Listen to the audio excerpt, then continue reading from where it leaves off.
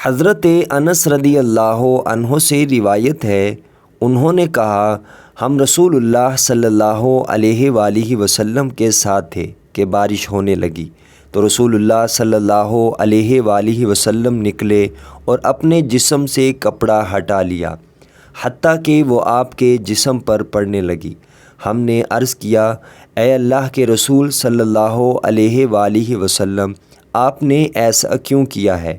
رسول اللہ صلی اللہ علیہ وآلہ وسلم نے فرمایا کیونکہ یہ ابھی ابھی اپنے رب کے پاس سے آئی ہے۔ سنن ابو داؤد حدیث نمبر 5100۔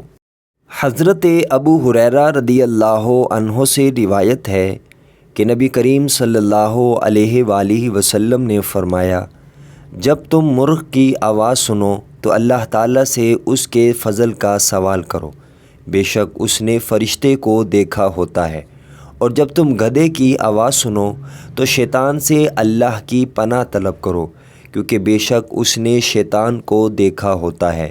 سنن ابو داؤد حدیث نمبر 5102۔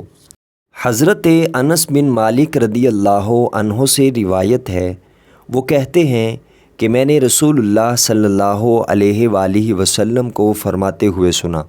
آپ صلی اللہ علیہ وآلہ وسلم نے فرمایا جس نے اپنے باپ کے علاوہ کسی اور کے ساتھ اپنا نسب جوڑا، یا جس غلام نے اپنے مالکوں کے علاوہ کسی اور کی طرف اپنی نسبت جوڑی، تو اس پر قیامت تک کے لیے مسلسل اللہ کی لعنت ہے۔